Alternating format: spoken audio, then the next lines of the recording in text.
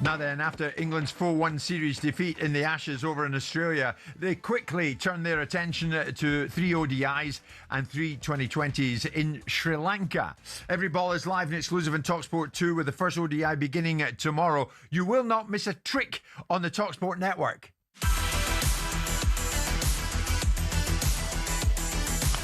Short again, Brook goes again. Do I need to tell you where the ball's gone again? Butler makes sure that it's 6, number 23. And goes, oh my goodness, he has smashed that field out. And Sam Curran has beasted it over long on for 6. Oops, I did it again. Nothing at the shot, but it's pulling in the air out to the fine leg area. That's gone for 6. Duckett, short, wide, cut, 4, loves it there, Duckett. Oh, he's got him stumped! And Rashid has gone straight past the charging Chandimal. That's brilliant. That is absolute class from Joe Root, right on cue. You don't want to go off and put the kettle on here, do you? You're going to miss something. Looking forward to it. Let's go live to Colombo, Sri Lanka, and join double Ashes winner with England, Steve Harmison. Steve, hi to you. The first ODI begins tomorrow, but for some of this England group, what do you think? Is it the best or the worst time to be heading straight back into it, following what was, after all, the debacle in the Ashes?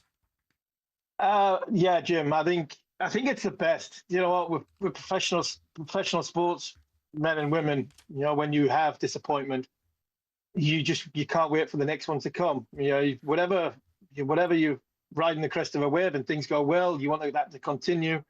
And sometimes when you have a poor series like the Ashes, and there's a lot of talk about on-field and off-field stuff, the best way to sort of quieten that noise down is to get back out there and play. The professional cricketers, they want to play cricket, and you know, they're practicing right in front of where I'm sitting now. Just spoke to Jamie Overton. Harry Brooks spoke a little bit earlier to Scott Taylor, our producer, and they're saying the right things. It's now about the actions. The Ashes is gone, and it's now about whatever they've said it's about how they perform on the field. And at this format of the game, the 4 wins from 15.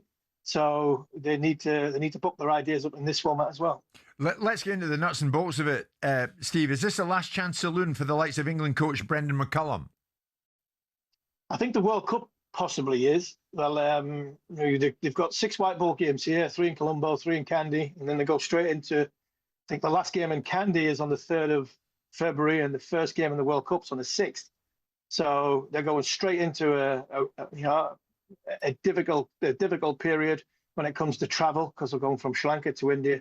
So yes, I think it is the last chance saloon for Brendon McCullum. I think I've been quite honest with assessments that there's a lot more to just looking after the England cricket team from Rob Keith's point of view. And Ben Stokes, I think as England captain, I wouldn't like to see a test team captained by anybody else while Stokes is in that team. But I think the manager, the man that sets a message, the man that builds the environment, and the man that sets game plans, preparation, and sorts everything out from that point of view is the coach. And I think that's where England have largely been, I think, below par going into the Ashes. And we'll see what happens going into this World Cup. Do you think McCullum accepts himself? Because I think he's been a lot of the time a breath of fresh air. I think he's been a revelation. I think he's made England cricket far more appealing to watch than it has been in previous generations, albeit your generation won the Ashes in 2005, and we've seen some other good sides over the last 20-odd years. Do you think he accepts, despite the robustness of his sort of attitude, which is just my way or the highway, which is the feel that I get that he believes, that there needs to be some finessing and changing, because the outcome in the Ashes was the team that he set up, the manner in which he set them up, the discipline behind it, and ultimately the preparation was all under his control. They got bashed 4-1. Do you think he'll accept any changes and implementation of restructuring some of his thinking, or will he stick to this fact that it's my way or the highway? I think, unfortunately, Sam, I think Brendon is my way or the highway. I've been very critical. As you know, me and you have had conversations inside the studio. I'll be devastated if Brendon McCullum got sacked by England. I really would. You say he's a breath of fresh air. I think the mindset he's given England has been first class, has been brilliant. Yeah. You know, the freedom that he gives. But we hear so many times, especially in pundits, especially people that analyse the game. You talk about Bazball, and that word brains at the end of it comes far too often. And Danny's in the studio from a football point of view, and Simon, you know yourself, when people make the same mistakes, constantly make the same mistakes, then there's something wrong. That person's not for changing. They're stubborn. They're doubled down on some of the decisions they make. So, as much as Brendon McCullum has been brilliant for English cricket, and I think he's given them a lease of life that I don't think anybody in England could give them from an English point of view, mentality-wise. I think he's been overseen in 3.5 years that England have constantly made the same mistakes. So is there a chance of learning? They keep saying, a lot of teams say when they sort of do the post-match press conference, they say, oh, we'll take the positives and we'll learn from it. England have been doing the same mistakes the last 3.5 years, where they've been in good positions and lost games. First 2 years they won, but did they play anybody, really meaningful apart from that sort of 2023 Ashes? So and they should have won that. Are you saying then that they've not adaptable it's time? I always relate it. I remember Fergie changing to a 4-3-3 and sticking Rooney on the wing to win the Champions League, because swapping him with Ronaldo because Ronaldo didn't do the defending. And if you think of even your mob Newcastle under Keegan, it was, we're playing that way, we're going to outscore anybody, but they didn't get over the line. And there's only so long you can put up with kind of it's great and it's all there's lots of positives, but if you don't actually succeed. Because let's be honest, the last Ashes was a farce in some respects. I mean, I'm not a big, massive critic fan, but it was farcical. How many times do you forgive the not learning? And I think that's the question that Simon's asking is, from McCullum's point of view and how good he's been in changing the mentality. But if you're losing the big series, and England have probably got 2 big series as the world in England's formats of 2 big series, England against Australia, England against India, India against Australia. That's world cricket when it comes to the powerhouse.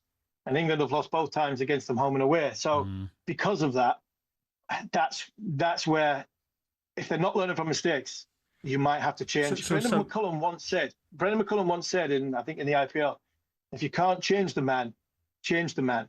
Basically saying if you can't change his mentality, and he keeps making the same mistakes, then you following on from that, Steve, why would you be so unhappy that he goes? I mean, he's created this revelation of spirit and this freedom of play, but he can't get it across the line in the big tournaments. He won't change the perspective to be able to achieve it. Surely you would be saying, I'm surprised that you'd say, I'd be distraught if he went, because that, to me, is a limitation of the coach. I'm saying it because I think he's brought more good points to English cricket than bad points. I just think in the big games, he's took England. England had won 1 Test match. We only care about the Ashes, don't we? I mean, Harmy. That's all we care about. So and he can't deliver. For me, I mean, what he's brought to English cricket, I think, has been positive. But we've lost against the big teams, and we talk about baseball with brains and keep making the same mistakes. And I think that is the thing that I think a lot of people want to change, and I don't think Brendon will change. I don't think he not so much knows how to change, because I'm sure he does. Brendon's come from New Zealand culture where you stick with the players you've got because you really haven't got anybody else. 5 million people in New Zealand, a great sport and culture, and you give people more chances than. I think you look at this side, the team that got beat 4-1 tomorrow afternoon. 5 out of the 6 are going to be in the top 6. 5 out of the 6. Crawley, Duckett, Root, Pope, Bethel. Yeah, they're all in the top 6. Okay, now Steve, before you leave us, he's not changing. Before you leave us, remember there's a curfew on. You got to be in bed before midnight, and that includes you. To be fair, Jim, I'm really struggling to ask any of the England players about a drinking culture, because I starred heavily in a lot of them films. I really did. I played a supporting act quite a lot, but I starred in quite a few as well. So there's not a drinking culture. Steve, just quickly, would it be fair to say, because this is probably one of the fittest, healthiest cricket, sports evolved. I mean, compared to years and decades gone by, this group are as fit and healthy as anybody, no? I 100% agree with you, Danny. They're fit, strong, they're mentally, because they move across formats, a hell of a lot better than what they did time gone past. But unfortunately, with 24-hour sports news, social media, and everybody, an expert that's got a camera phone, catches you when you've got a beer in your hand. All of a sudden, when you lose, there's a drinking culture. When you win, you've got great team spirit. No, but come on, Steve. It's about professionalism as well, isn't it? You bowled a few bouncers in your time, but Harry Brooke was struck by a bouncer after being refused entry to a nightclub. I mean, you know, they've got to clean up that act, have they not? Yeah, I agree with that. I agree with that. I mean, there is a line. There is a line you can sort of go alongside, especially touring life. There's a line you can go alongside, and if you cross it, you need to pay the consequences. Okay. And Harry has paid the consequences. I think he's lucky to be still England captain, and I think he knows that. And it's about him changing as well as McCullum as well. Okay, midnight Harmison, not a minute after it. Thank you very much indeed. And remember, talkSPORT 2, the first ODI beginning tomorrow. It's